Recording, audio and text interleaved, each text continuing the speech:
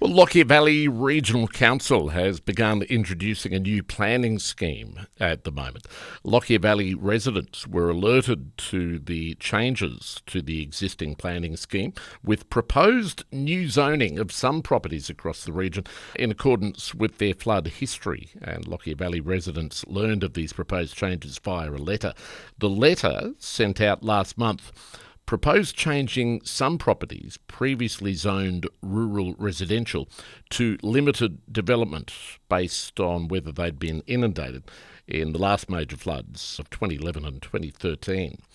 Carolyn lives with her husband in Helidon, close to the border of Postman's Ridge. The couple live in what they consider their dream home, their forever home, where they run horses and live the sort of enviable lifestyle that many others share in the Lockyer Valley, living on acreage but close enough to the centres of Gatton and Toowoomba that they truly do have the best of both worlds. That's why she was extremely concerned when a letter arrived from Lockyer Valley Regional Council recently. Well, a letter from the council is quite often just saying something's going to be dearer or your dog registration's due. So I got home at probably 8 o'clock at night, saw the letter in letterbox, brought it in, opened it, saw it was from the council, read a couple of the first lines and then put it on the counter. I didn't think anything more about it. About a week later, we visited friends who live up the road for dinner, and she actually said to me, "Did you get a letter from the council?" And I said, "Yeah, we did." She said, "Have you read it?" I said, "No." She said, "You better. It's about rezoning your property."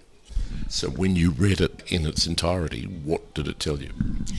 It told us that the council was proposing to rezone our property in full, 100%, to a new zoning category called limited development, which basically means our property is worthless.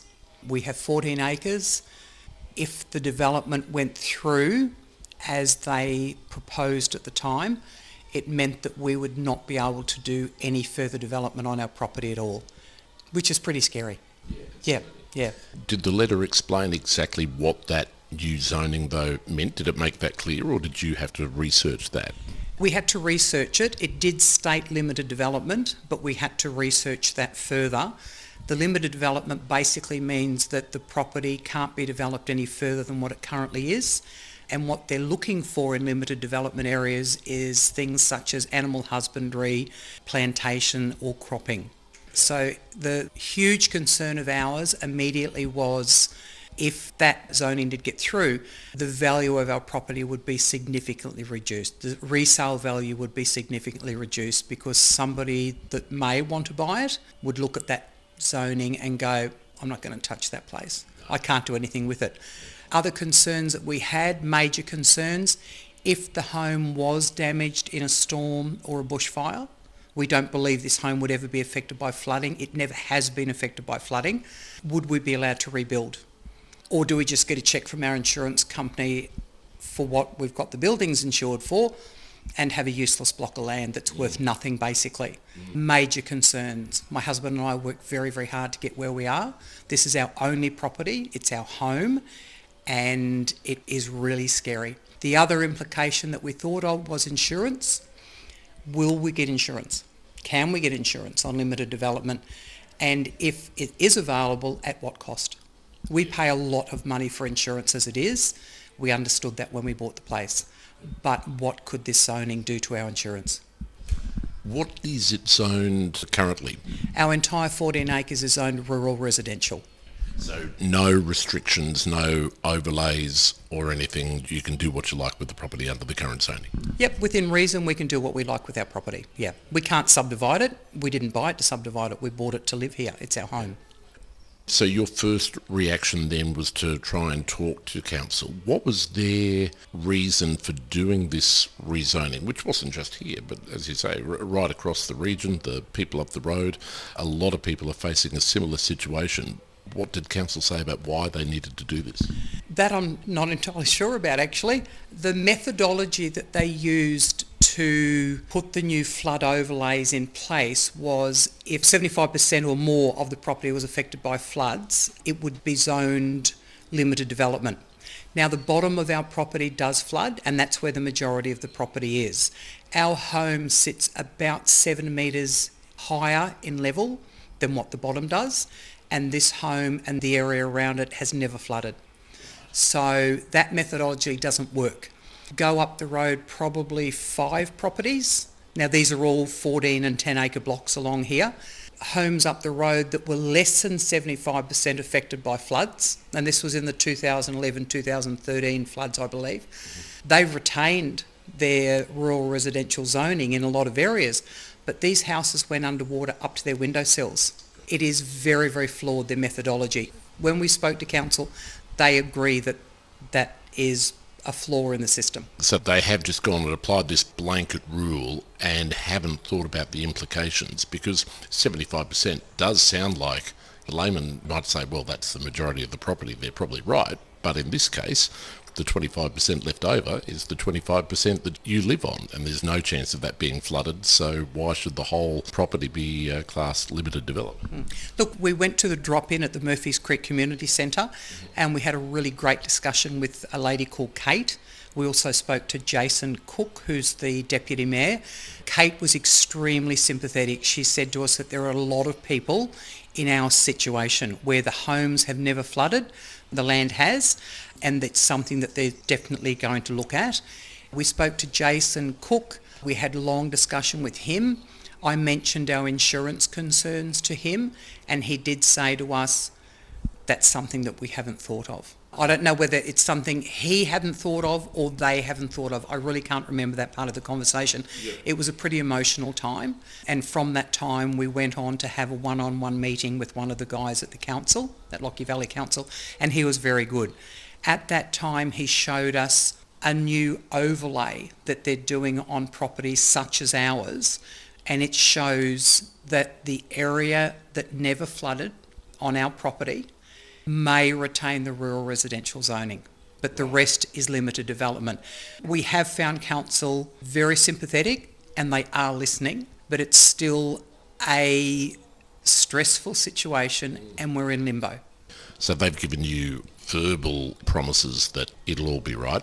The section that is not part of that 75% will retain its current zoning. You can put up another shed or rip down a shed and put up a better shed, or if the house burnt down, you could replace it under that zoning and that'd be fine.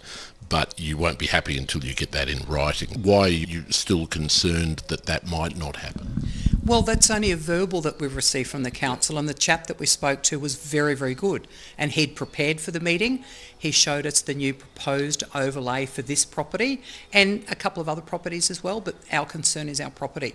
And I asked him directly about the insurance implications, and he said, oh no, of course we would let you rebuild. But that's just a verbal. We need to know that that's definite.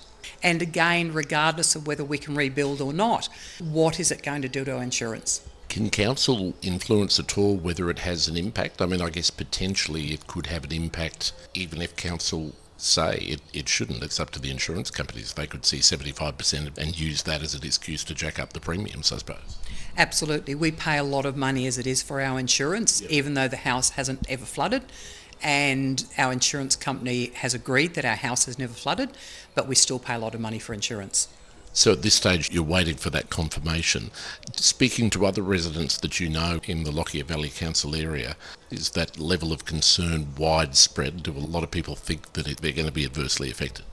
It's a very emotive situation for everybody. You know, these are people's homes. This is where we live. This is what we love. We've only bought this property just on 12 months ago, and we bought it because we absolutely love it. Yep. And to have this hanging over our head, it's not nice. No. It keeps you awake at night. And you think, well, you know, we might do this or we might do that. You know, we might do a little addition or tile the back patio or put in a shed, but we're in limbo for everything until we've got an absolute stamped approval that this is not going to affect our home area. We don't mind it's going to affect the bottom of the property because it does flood and we know it floods. Yep. We bought it knowing it floods, but we also bought it knowing that the house never has. Yep. And very likely never would. If this house went under, I think the 2011-2013 floods would pale into insignificance in some ways, because we are well and truly out of that flood zone. You were saying that council has now indicated that ultimately the decision is now up to the state government. Can you elaborate on that? I'm not entirely sure about where it goes to from here. We're in the process of putting a submission through to council on why our property shouldn't be 100% zoned limited development. Apparently when they receive that, they rubber stamp it, they say that they've received it. It then goes to council, but then the whole thing goes to the state government. So I don't know what the state government has to do with our home. But obviously your level of concern rises with the number of layers that you get away from here on your property. Absolutely. You know, the state government could just go blanket, this is what you're going to get, like it or don't. And that would be extremely devastating for us.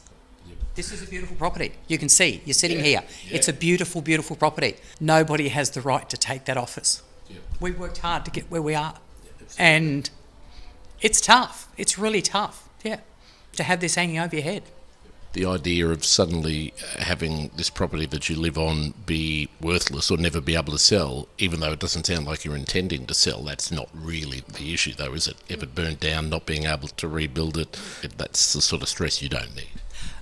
No, nobody needs that stress. Nobody should be able to make a decision based on historical flood values. Yeah, if the place went underwater up to its roof, we could understand, but it never has. And that's where council has been understanding. And we're just hoping that that understanding from the council and the fact that they've already shown us a possible proposed review of the flood maps, the flood overlays, is not going to affect our home. And that's all we're asking. Just leave our home alone.